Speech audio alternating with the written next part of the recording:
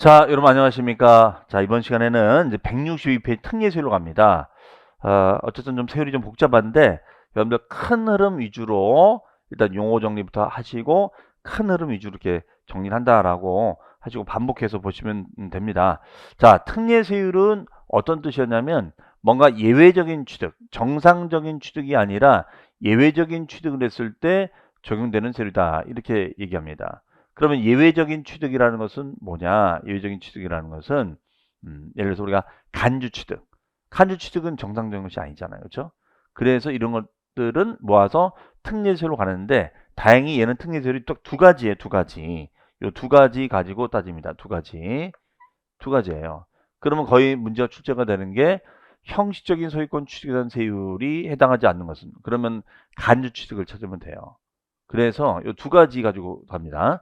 그럼 형식적인 취득에 여기 보시면은 취득 부분 2%하고 등록 부분이 있는데요. 자, 이게 사실은 어떻게 된 거냐면 이거는 특징이 환매 등기부터 보시면 취득한 건 없어요. 사실상 취득한 것은 발생하지 않았다. 다만 그 취득에 따른 소유권 등기, 취득에 따른 소유권 등기, 요 등기를 한 거니까 요 등기 부분만 일정 부분 세금을 받읍시다.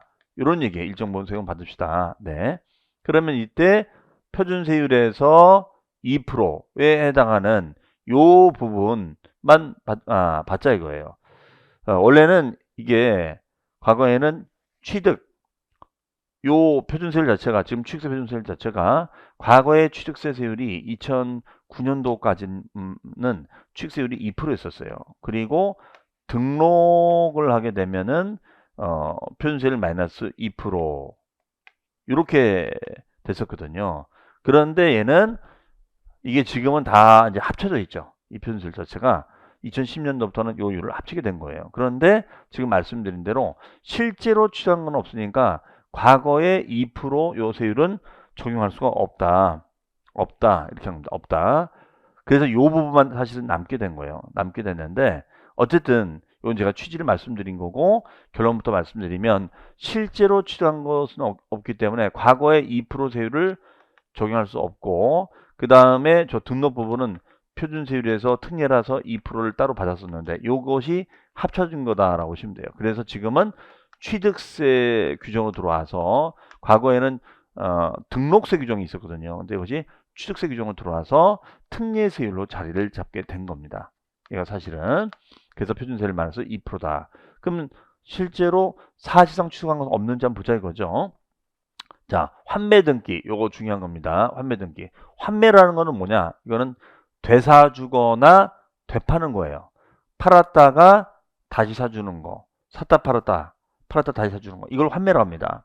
그러면 환매 등기는 이거는 팔았다가 다시 사준 거니까 실제 취득한 건 없어요. 다만 환매 등기한 것만 우리가 과세하자 이거예요. 그래서 얘는 표준세율 마이너스 2%를 빼자 이런 얘기고요. 두 번째 상속입니다. 두 번째 상속의 상속. 자, 상속으로 인한 것도 얘는 표준세율이에요. 표준세율. 표준세율입니다. 상속으로 인한 거는 표준세율이에요. 그렇죠? 그런데 이 표준세율에서 요 규정이 이거에 대한 특례가 발생이 된다. 이건데요. 그러면 자, 상속이 주택을 상속받으면은 원래 몇 프로가 돼요, 여러분들? 곱하기 2.8%가 됩니다. 2.8%. 2.8%. 그러면 예를 들어서 이런 거예요. 여기 아버지가 집을 가지고 계세요. 그 다음에 요 아들이 또 집을 하나 얻게 됐다. 자, 이 얘기입니다. 그러면 요 경우에는 요 집을 물려받게 됩니다. 요 집을 물려받게 돼요. 그러면 얘는 2.8%가 되는 거죠. 2.8%. 그렇죠? 2.8%. 2.8% 되는 겁니다. 2.8%. 주택 상속은. 그런데 여기 특례적인 상황이 발생이 됐다 이 얘기예요. 그럼 특례적인 상황은 뭐냐면 요 집을 가지고 있고 자, 이게 1가구 1주택이 됩니다. 1가구 1주택. 자, 1가구 1주택. 그러면 1가구 1주택이 됐을 때는 2.8%에서 자, 요거는 아버지와 아들이 같이 살다가 여기 아들은 무주택자예요. 무주택자인 아들이 아버지와 아들이 같이 살고 있다가 물려받은 거예요. 그렇죠? 그러면 이건 새로운 취득이 아니다 이거예요. 아버지와 아들이 같이 살다가 물려받은 거니까 이건 새로운 것이 아니다. 그래서 이 경우에는 특례세율을 정해서 2.8%에서 마이너스 2%를 빼자. 그러면은 결과적으로 몇 프로가 돼요? 0.8% 되겠죠? 네, 0.8%만 낸다. 이런 얘기가 되겠습니다. 그래서 표준율 2.8%에서 2%를 뺀 0.8%만 받읍시다. 이런 얘기예요. 이것을 우리가 특례세율이다. 이렇게 얘기합니다. 그래서 우리가 1세대 1주택과 감면 대상이 되는 농지. 그러면 이 얘기는 아버지 아들이 살고 있다가 농사 짓는 농지를 물려받아요. 농지를. 자격 농지를 우리가 물려받습니다. 자격 농지를. 그렇죠? 그러면 요 집하고 요 농지를 물려받아요. 그렇죠? 자, 이랬을 때는 특례를 적용할 수밖에 없다. 자, 이런 얘기가 되겠습니다. 해석이요. 그 다음에 법인의 합병. 법인의 합병은 A 법인과 B 법인이 합쳐져서 A 법인이 된 거야. 그렇죠? A 법인과 B 법인이 합쳐져서 A 법인이 된 거야. 그럼 없어진 거죠? 여기 합병 등기야. 합병 등기. 합병 등기. 그렇죠? 합병 등기. 그럼 요게 된 거잖아요. 그렇죠? 그럼 형식적으로 등기만 친 거죠. 그 다음에 공유물, 합의물의 분할이 있다. 지분 초과는 제외. 이건 뭐냐면 지분대로 우리가 분할을 하겠다. 지분대로 분할을 하겠다. 이거 지분대로. 그러면 이때 공유가 돼 있다. 공동소유 물건이야. 공동소유 물건. 그렇죠? 그러면 여기에 6대4로 돼 있습니다. 6대4. 6대4. 그럼 6대4로 돼 있으면은 요 지분대로 쪼갠 거죠. 그렇죠? 그러면 지분대로 쪼갰다면 얘는 취득한 것은 있어요, 없어요? 없고 공유물에 대한 등기만 이루어진 거죠. 등기만 이루어진 거다. 그렇죠? 자, 지분대로 한 거고 등기만 이루어진 거예요. 공유물의 분할. 네, 지분대로 분할한다. 요거예요. 지분대로 분할하자. 그러면 요거는 취득은 일어난 것이 없고 등기만 우리가 하자. 이거예요. 그다음에 건축물의 이전. 건축물을 그대로 이전한 거죠. 자, 건축물 있었으면 요 건축물을 그대로 옮겨놓은 거야. 새로운 취득은 아니고 등기만 한 거죠. 이전에 따른 등기. 그 다음에 요거는 이혼에 따른 재산분할입니다. 이혼에 따른 재산분할. 이혼에 따른 재산분할. 자, 그럼 이혼에 따른 재산분할이니까 부부의 재산 나눈 거죠. 부부의 재산 나눈 거야. 이혼에 따른 재산분할이니까. 그러면 요 재산분할하면 요거는 취득한 건 있어요, 없어요? 없고 등기만 하는 거죠. 그렇죠? 요것만 우리가 받자. 요 얘기입니다. 해석이. 이것이 형식적인 소유권 취득이다라고 얘기를 합니다. 그래서 취득한 것은 없고 등기만 일어났을 때 요것만 우리가 받자. 이런 얘기입니다. 그래서 일단은 그럼 만약에 상속이면 아까 변설이 2.8%인데 2.8% 다 받는 것이 아니라 0.2% 8%는 받겠다. 이런 얘기죠. 그렇죠? 네. X랑서 취득 부분은 없다. 근데 과거에는 요 취득 부분에서 2%를 매겼었거든요. 근데 이것이 실제로 없는 거니까 등기 등록만 한 거니까 요것만 받아내겠다. 근데 이걸 과거에는 등록세로 받았는데 지금은 이 등록세 규정이 없어지고 이게 취득세 특례세율로 이거를 바꾼 거예요. 명칭이. 네. 자, 그걸 이제 이 그림이 암시하는 거다 보시면 되겠어요. 자, 두 번째는 중과기준세율. 이때 중과기준세율은 어떤 거냐? 얘는 2%. 2%를 말하는 겁니다. 자, 얘는 거꾸로 중과기준세율 되는 특례세율은 과거에 취득 부분 2%만 받는 거예요. 요거는 받지 않고 등록 부분은 받지 않고 요거만 받겠다. 그래서 2%가 된 건데 요 특례의 특징은 뭐냐면 주로 간주 취득 등을 말합니다. 간주 취득 등. 간주 취득 등을 보시면 돼요. 그래서 여러분 암기하실 때 간 동그라미, 이 동그라미 결론적으로 외우셔야 되는 거니까 간주 취득은 가니 안 가니. 가니 안 가니. 외울 수 있겠어요? 가니 안 가니. 가니 안 가니. 자, 같이 한번 해볼까요? 가니 안 가니. 그렇죠? 간주 취득 등은 2%다. 그러면 간주 취득이 뭔지 아시잖아요. 간주 취득. 간주 취득의 핵심 뭐예요? 뭘 변경해서 가치를 높이는 작업을 말하는 거죠. 그러면 건축물을 고치면 돼. 개수한다. 토지는 뭐 하면 돼요? 지목을 변경하면 돼요. 종류를 바꿔주면 돼요. 그렇죠? 이것이 간주가 된다. 이런 얘기예요. 그래서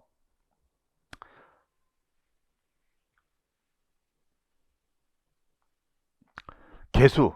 자, 개수는 간주예요. 개수. 그렇죠? 건물 고치는 거예요. 그렇죠? 그 다음에 차량 등의 종류 변경, 지목 변경. 그렇죠? 고치는 거예요. 그래서 가액이 증가가 된다. 그 다음에 과점주주. 그렇죠? 그 다음에 택지공사가 준공이 됐는데 적용을 해서 가치를 높이는 거예요.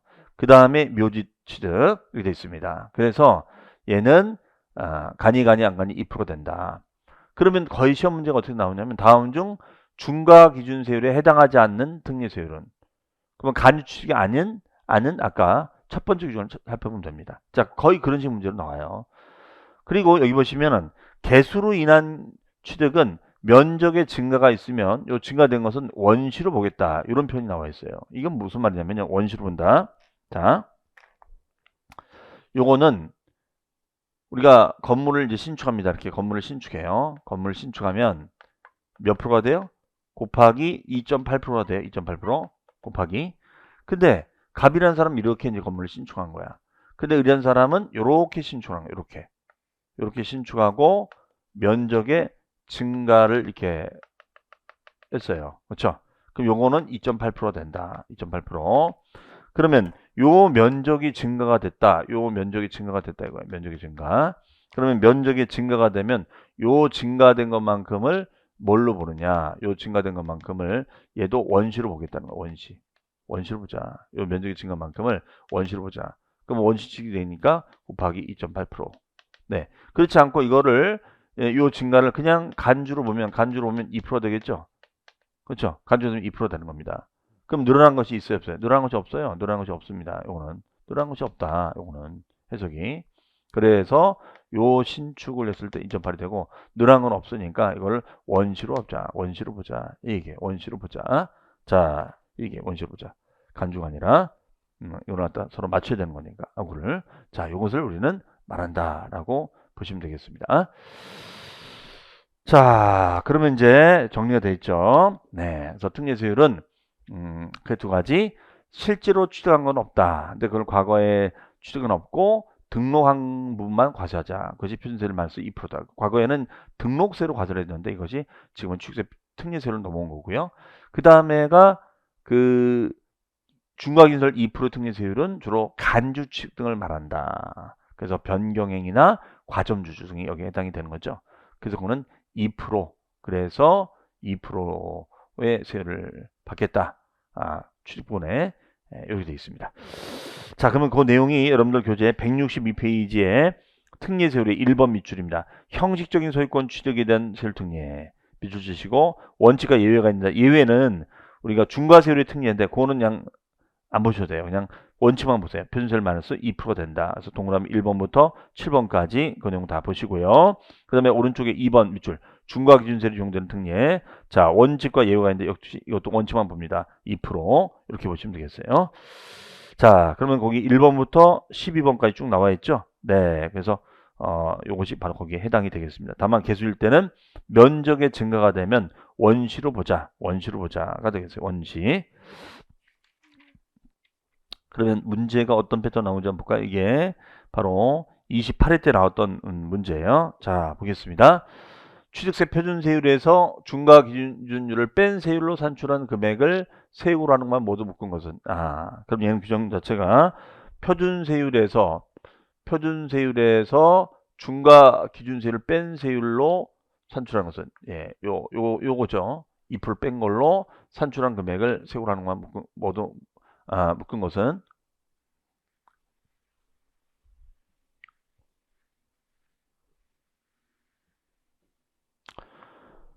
니은 존속기간이 기업 환매 등기. 자, 환매 등기라는 것은 되사주거나 되파는 거죠. 그러면 환매 약정 기간 내에 매도자가 환매했을 때에 그 매도자 매수의 취득이다. 환매 등기. 그러면 되사주거나 되파는 거잖아요. 그렇죠? 그러면 얘는 취득은 일어난 것이 없고 그 다음에 등기가 일어났다. 요 얘기예요. 취득은 일어난 것이 없고 등기가 일어났다. 그렇죠? 그럼 얘 같은 경우에는 표준세율에서 마이너스 2% 이렇게 하겠다는 거죠. 그 다음에 이혼에 따른 재산분할, 이혼에 따른 재산분할이야. 이혼에 따른 재산분할, 얘도 마찬가지죠. 얘도 표준세율에서 마이너스 2%. 네. 자, 요거죠. 취득은 없고 등기만 있는 거니까. 그 다음에 지분을 초과하지 않는 범위 내에서 공유물에 우리가 분할로 취득이다. 네. 그러면 이건 지분대로 쪼갠 거잖아요. 그럼 취득은 없고 등기만 하는 거죠. 그러니까 얘도 같은 맥락이 되겠죠. 그 다음에 임시건축물. 임시건축물은 우리 뒤에 가서 배우겠습니다만 원래 임시는 비과세거든요. 그럼 임시건축물이라는 것은 뭐냐면 공연장이라든가 이런 거예요. 그러면 공연장을 뭐 한 달 동안 무슨 공연을 했다. 한류 공연을 했다. 그러면 임시 가설건축물 신청서를 작성을 해서 가설건축물 신청합니다. 그러면 얘는 임시니까 비과세예요. 그런데 이게 뭐 장기 공연이 내가 너무나 인기가 많아서 그러면 얘는 정식 이제 공연장이 되는 겁니다. 상설 공연장이 되는 거예요. 그러면 얘는 1년을 초과했으니까 건물로 봅시다 이거예요. 건물로 의지하자. 건물로 의지하자. 그러면 이걸로 과세를 하겠다. 1년을 초과했을 때는 과세를 하겠다 이거예요. 그렇죠? 자, 그러면 기억 이건 니은 x고요. 디귿 리을. 그렇죠? 자, 정답은 5번이 되겠습니다. 그렇죠? 그 다음에 제7절에 취득세 비과세예요. 별 표시하시고. 자,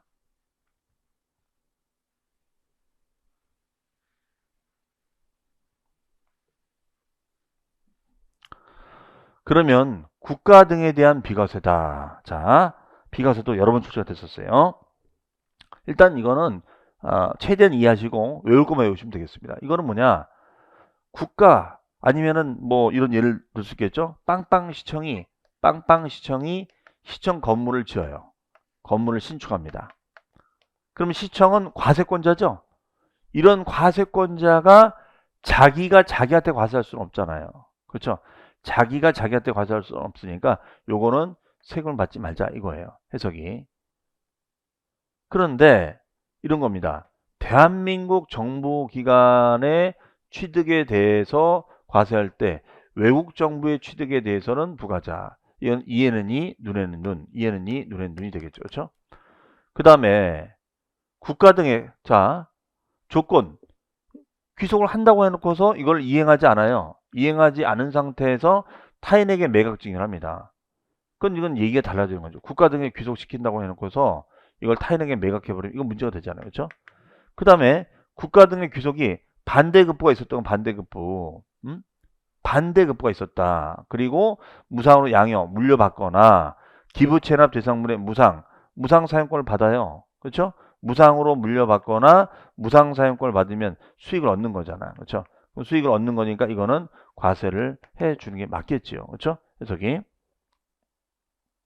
그 다음에 형식적인 취득 등에 대한 비과세다. 이렇게 됐어요. 형적인 취득 등에 대한 비과세다. 자, 그러면 신탁 재산의 취득이다.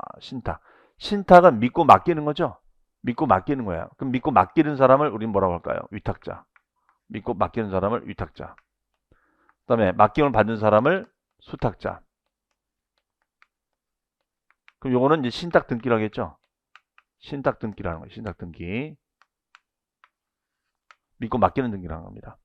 그러면 위탁자가 수탁자에게 신탁 등기를 한다. 믿고 맡기는 등기를 한다. 그럼 이건 맡기는 거지 취득한 것이 아니죠. 그렇죠? 맡기는 거지 취득한 것이 아니죠. 자, 그러면 요거는 우리가 취득세를 부과한다 안 하겠다는 거야. 맡기는 거니까. 그래서 위탁자에서 수탁자로 가거나 수탁자에서 위탁자로 가거나 그렇죠?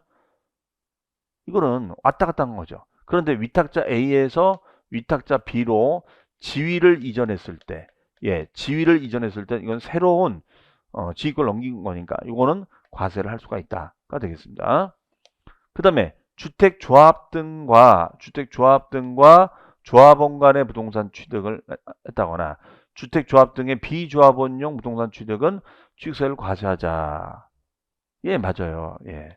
이거는 신탁법상에 따른 신탁이 아닌, 그러니까 이거는 뭐냐면 조합원이 조합을 못 믿잖아요. 응? 이걸 만약에 넘겼다가 조합장이 이거 그냥 도망가면 어떡합니까? 그런 사고도 옛날에 많이 났거든요. 그렇기 때문에 모든 자금이나 이런 그 소유권 관계를 신탁세에다 맡겨요. 그럼 신탁세에서 다 관리를 다 대응을 해주죠. 신탁세에서. 자, 이런 식의 거래는 세금을 받겠다 이거예요. 그래서 조합과 조합원 간에 취득을 한다거나 조합 등의 비조합원용 부동산 취득은 우리가 과세를 하겠다 이런 얘기 되겠습니다. 그 다음에 환매권 행사. 자, 환매권 행사입니다. 환매권 행사라는 것은 되사주거나 되파는 거죠. 환매권 행사는 되사주거나 되파는 거예요. 되사주거나 되파는 건데 얘는 법률에 따른 환매권 행사. 법률에 따른 환매권 행사다. 그러면 법률에 따른 환매권 행사니까 얘는 뭐예요? 강제 환매죠. 강제적인 환매가 됩니다. 강제 환매다. 그러면 얘는 강제성을 동반한 환매가 된 거니까 얘는 과세를 한다 안 한다? 하지 말자. 비과세하자. 대신 이 법률이 빠지고 그냥 환매로 인한 취득이 됐을 때는 뭐예요? 그거는 표준세율 마이너스 2%가 되는 거죠. 네, 이렇게 보시면 되겠습니다. 그 다음에 세 번째, 1년을 초과하지 않는 임시건축물의 우리가 취득입니다. 1년을 초과하지 않는 임시건축물의 취득, 임시, 그렇죠? 1년을 초과하지 않는 임시건축물이다. 그렇죠? 그러면 임시건축물이라는 것은 공연장 같은 걸 말하는 거잖아요. 공연장, 임시공연장. 그럼 공연장 같은 경우는 뭐예요? 임시니까. 요거는 받지 말자. 한 3일, 한 달 공연으로 말 거니까. 그렇죠? 그 다음에 4번입니다. 개수로 인한 취득 당시 시가표준액이 9억 원 이하, 9억 초과가 아니라 9억 원 이하의 고가주택이 아닌 공동주택, 단독주택이 아니라 공동주택의 개수가 됐을 때는 비과세 주자. 그렇죠? 다만 대수선은 제외. 대수선은 과세하겠다는 거예요, 이거는. 그렇죠? 네. 그래서 이거는 이제 어떤 의미냐면요. 이제 예를 들어서 아파트 같은 걸 생각하시면 되는데 이 아파트가 노후화 돼 있습니다. 그럼 노후된 아파트인데 노후가 됐다고 해서 다 재건축할 수 있는 것이 아니거든요. 그래서 이게 안전진단을 해보니까 노후도를 따져보니까 노후도 통과가 안 되는 거야. 그러면 재건축 허가가 안 나요. 그러면은 그동안 이건 재건축 될 줄 알고 진짜 개수 수선 하나도 안 하고 완전 그지 아파트처럼 살았는데 이제 와서 이것이 안 된다고 하면 어떡하냐. 그래서 이제 이 동민들끼리 회의를 하니까 야 이제는 어차피 이럴 바에는 개수하자.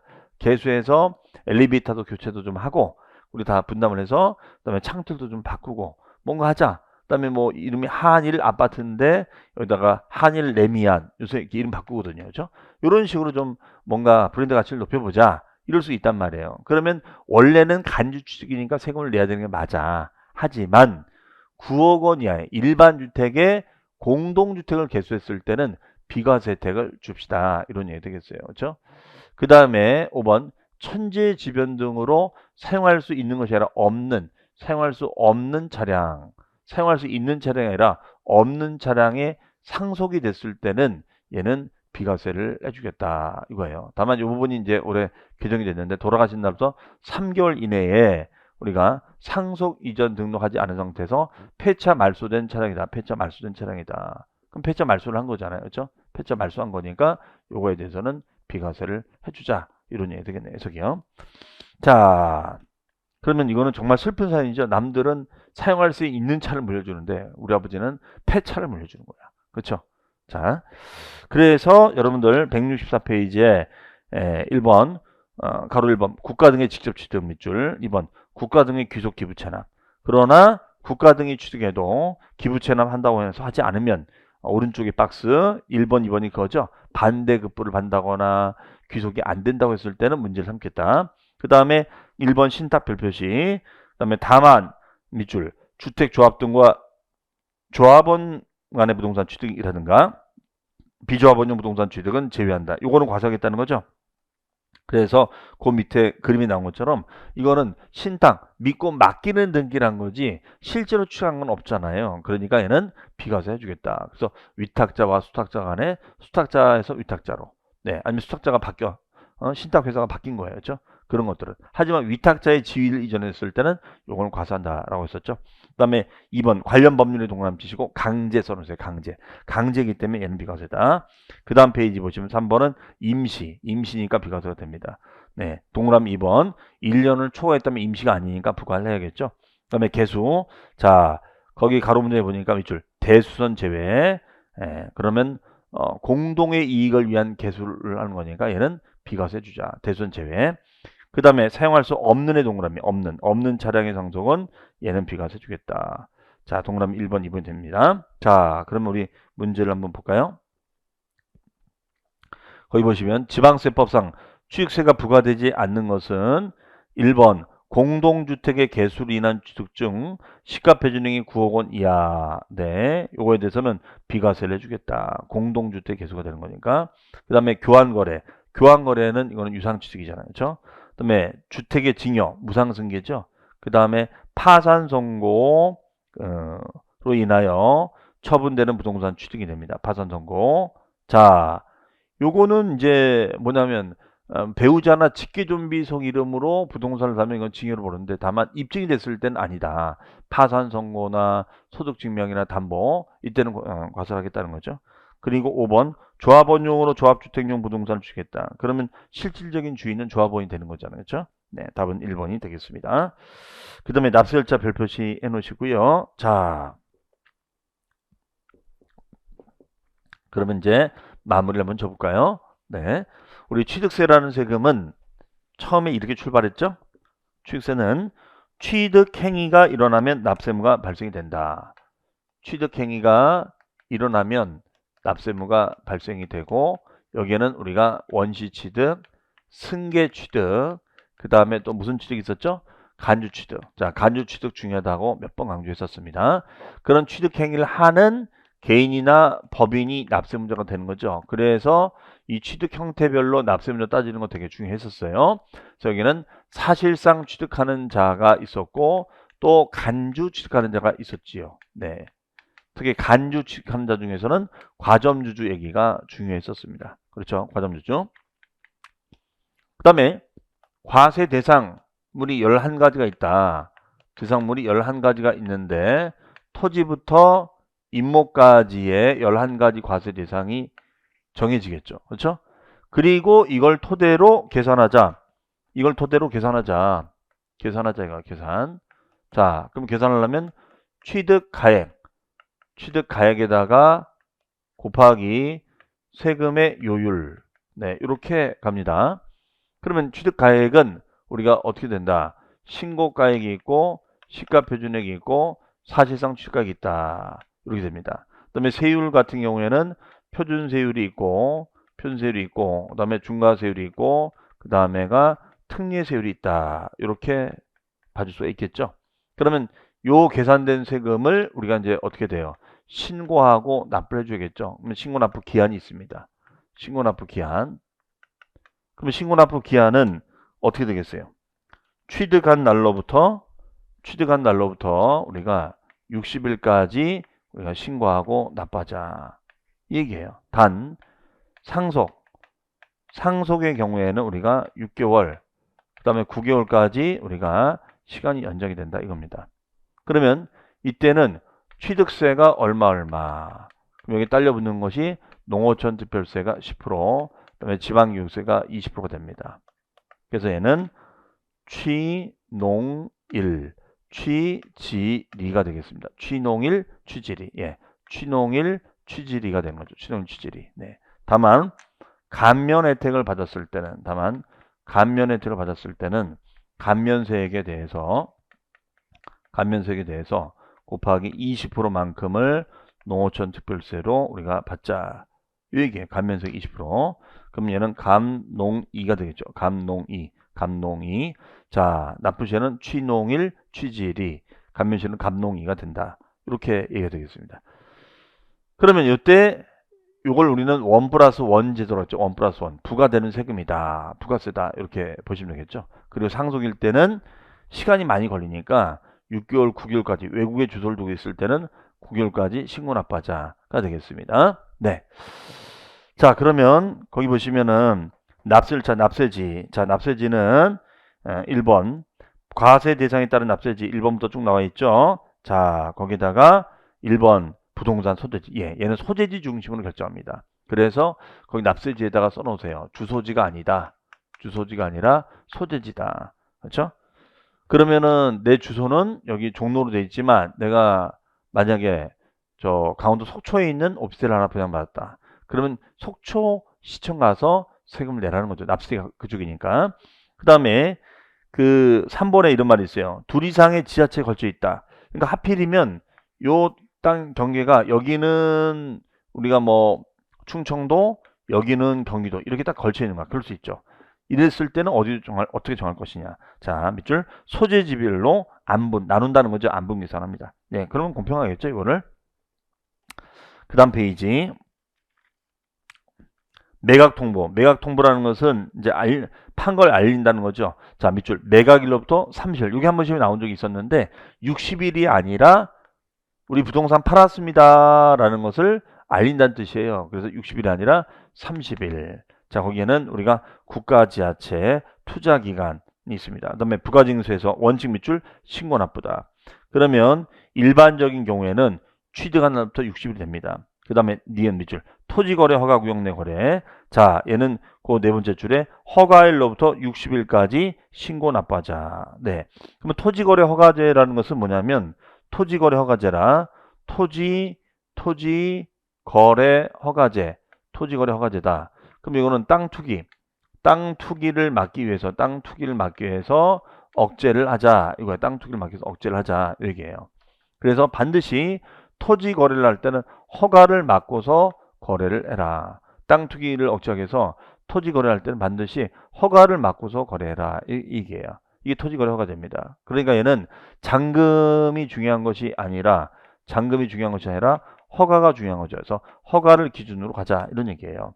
그러면 거기서 보시면은 허가일 기준으로부터 60일까지 신고하자. 2번 별표지 상속. 상속은 돌아가신 날이 속한 날의 말로부터 6개월까지 외국에 주소를 두고 있으면 9개월까지 신고 납부하자. 그러면 기본적인 신고는 60일이야. 취득일로부터 60일이다.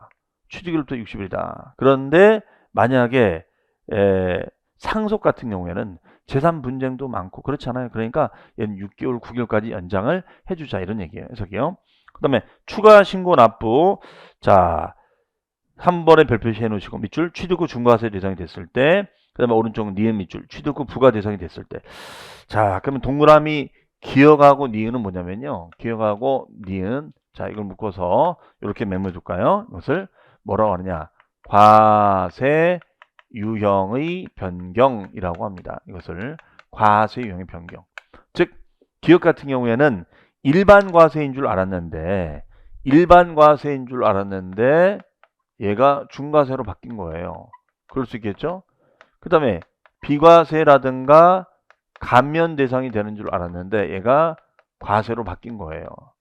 그럴 수 있겠죠? 그러면 일반 과세에서 중과세로 바뀐다거나 비과세 감면에서 과세로 바뀝니다. 그럼 유형이 바뀐 거잖아. 그러면 유형이 바뀌었으면 요 변경 신고를 해 주란 얘기예요. 그러면 언제까지? 사유 발생일로부터 플러스 60일까지 변경 신고를 하라. 사유 발생일 플러스 60일까지 요거는 변경 신고를 해라. 60일까지 변경 신고를 해라 이거예요. 변경 신고. 네. 이 얘기입니다. 일반 과세가 중과세로, 비과세 감면이 과세로. 그래서 사유 발생일부터 플러스 60일까지 변경 신고해라. 이런 얘기 되겠습니다. 그래서요. 네. 그러면은 그 밑에 보시면 박스에 과세 표준은 중과세를 매기고 이미 낸 거는 빼고 추가세액을 내고, 오른쪽에 보시면은 니은에 보시면 하나 둘 셋 넷 세 번째 줄에 사유 발생부터 60일 돼 있죠? 그리고 네 번째 줄에 밑줄 가산세 제외 밑줄 가산세.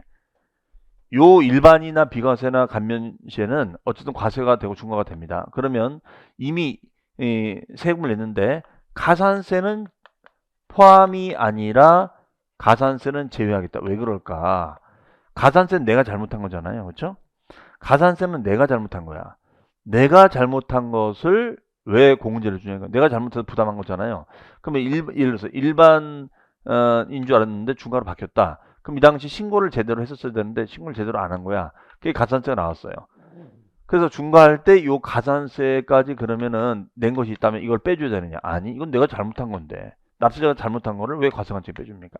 그건 안 된다 이거예요. 그래서 이것도 시험에 한번 나온 적이 있었습니다. 가산세 포함이 아니라 제외가 돼야 돼요. 제외. 그래서 거기 동그라미 그 3번의 추가 신고 납부에다가 3번에다가 가로치시고 가산세는 제외. 이렇게 메모를 해주세요. 가산세는 제외. 이 두 케이스 모두 다 그렇게 된다는 거예요.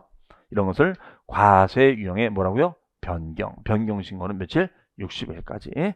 자, 그 다음에 동그라미 4번 등기 등록하려는 경우에는 거기에 뭐라고 되어 있어요? 등기 신청서를 접수하는 날까지라고 되어 있죠. 접수하는 날까지. 자, 얘는 뭐냐면요. 취득세 신고가 취득한 날부터 60일까지잖아요. 60일까지. 60일까지인데 먼저 등기를 한 거야. 먼저 등기. 먼저 등기를 한 거예요. 그럴 수 있죠. 60일까지 해야 되는데 먼저 등기한 거야. 그러면 둘 중에 무슨 날? 빠른 날. 둘 중에 무슨 날? 빠른 날이 됩니다. 빠른 날. 빠른 날에 신고된 것으로 보자. 둘 중에 무슨 날? 빠른 날이다. 자, 이 얘기예요. 그 다음 페이지 2번에 예외 보통징수. 보통징수는 고지납한다는 거예요.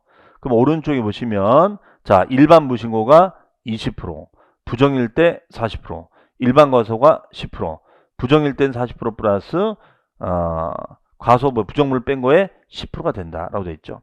그 다음에 납부정 가산세는 0.025. 자, 그래서 요 가산세는 2배씩 인상이 됩니다. 여기 보시면 신고 불성실이 10%, 이거의 2배가 20%, 40%, 2배씩 늘어나죠. 2배씩. 2배씩 늘어납니다. 그럼 10%는 무슨 신고요? 과소. 20%가 무신고. 그 다음에 40%는 부정. 부정이라는 것은 악의적으로 무신고하거나 과소신고했을 땐 2배니까 40% 되겠죠. 네, 이 얘기예요.